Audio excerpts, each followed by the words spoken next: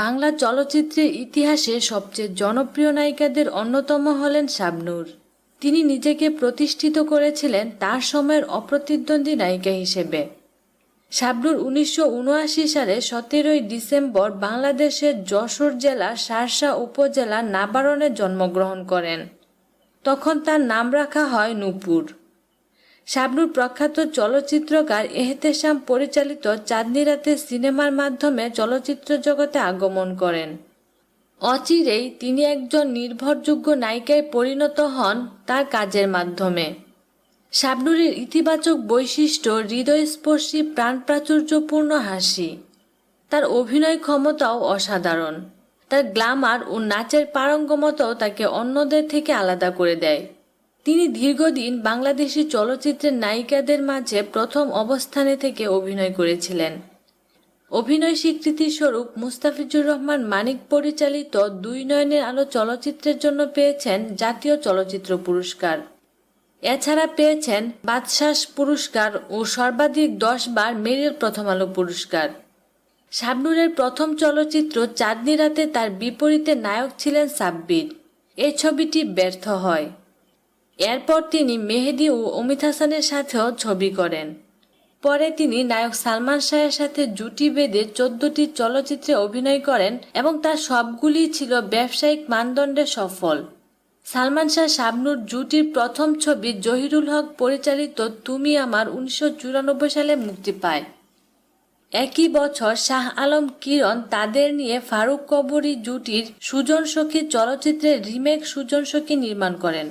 1995 সালে স্বপ্নের ঠিকানা, 1996 সালে স্বপ্নের পৃথিবী, 1997 সালে শিবলি সাদিক পরিচালিত আনন্দ অশ্রু উল্লেখযোগ্য। তাকে তখন বলা হতো নায়ক সালমান শাহের নির্ভর নায়িকা। একক যোগ্যতায় কোনো ছবিকে টেনে নিয়ে যাওয়ার ক্ষমতা তার নেই এবং অন্য নায়কের বিপরীতে অভিনয় করেও তিনি কোনো সফলতা পাবেন না। সালমান শাহের হঠাৎ মৃত্যুর পর শাবনূর অনেকটাই নায়কশূন্য হয়ে পড়েন। তিনি বলেন, সালমানের অকাল মৃত্যু গোটা চলচ্চিত্র শিল্পকে যেমন আঘাত করেছিল তেমনি আমার ক্যারিয়ারও তছনছ করে দিয়েছিল। মানসিকভাবে আমিও ভেঙে পড়েছিলাম। এরপর নির্মাতারা ওমর সানি ও আমিন খানের সাথে আমার জুটি বাঁধার চেষ্টা করে ব্যর্থ হয়। পরে তিনি নায়ক রিয়াজের বিপরীতে অভিনয় করে দারুণ সফলতা অর্জন করেন। রিয়াজের বিপরীতে 1997 সালে মন মানে না ও তুমি শুধু তুমি এবং 1998 সালে অভিনীত ভালোবাসি তোমাকে ও বুক ভরা ভালোবাসা ছায়াছবিগুলো ব্যাপক ব্যবসা সফল হয়। পাশাপাশি তিনি অভিনেতা ফেরদৌসের সাথেও সফল হন। এছাড়াও তিনি মান্না, শাকিব খানের সাথেও অভিনয় করে সফল হয়েছেন। 2003 সালে বউ শাশুড়ি যুদ্ধ ছায়াছবির জন্য সেরা অভিনেত্রী হিসেবে বাচসাস পুরস্কার অর্জন করেন। 2005 সালে মুস্তাফিজুর রহমান মানিক পরিচালিত 2 নয়নের আলো ছায়াছবিতে অভিনয় করে অর্জন করেছেন প্রথমবারের মতো শ্রেষ্ঠ অভিনেত্রী হিসেবে জাতীয় চলচ্চিত্র পুরস্কার। 2006 সালে খ্যাতনামা কথাসাহিত্যিক হুমায়ুন আহমেদ রচিত উপন্যাস জনম জনম অবলম্বনে নির্মিত নিরন্তন ছায়াছবিতে তার অভিনয় সমালোচকদের প্রশংসা লাভ করে। 2007 সালে ঈদে মুক্তি পায় মালেক বিশ্বাস পরিচালিত মেয়ে সাক্ষী।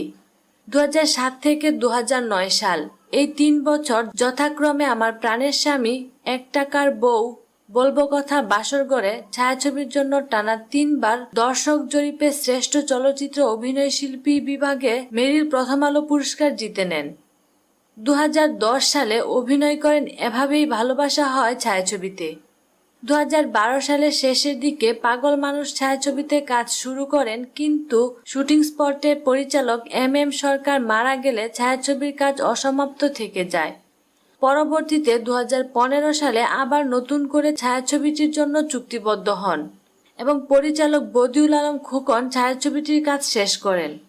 2013 সালে মুক্তি পায় ফেরদৌস ও মৌসুমীর সাথে অভিনীত মুস্তাফিজুর রহমান মানিক পরিচালিত কিছু আশা কিছু ভালোবাসা সিনেমাটি। 2016 সালে চুক্তিবদ্ধ হন পিয়ে কাজলের মন জানে চায় ছায়াছবিতে। এতে তাকে একজন নারী নেত্রীর ভূমিকায় দেখা যায়। এছাড়া চুক্তিবদ্ধ হন মুস্তাফিজুর রহমান মানিকের কতদিন দেখিনি তোমায় ছায়াছবিতে। এতে তার বিপরীতে কাজ করেন ফেরদৌস। পারিবারিক জীবন 2011 সালের 6 ডিসেম্বর ব্যবসায়ী অনিক মাহমুদের সঙ্গে শাবনূরের আংটি বদল হয় এবং 2012 সালে 8 ডিসেম্বর তাকে বিয়ে করেন। তিনি অস্ট্রেলিয়ায় বসবাস শুরু করেন ও নাগরিকত্বও লাভ করেন।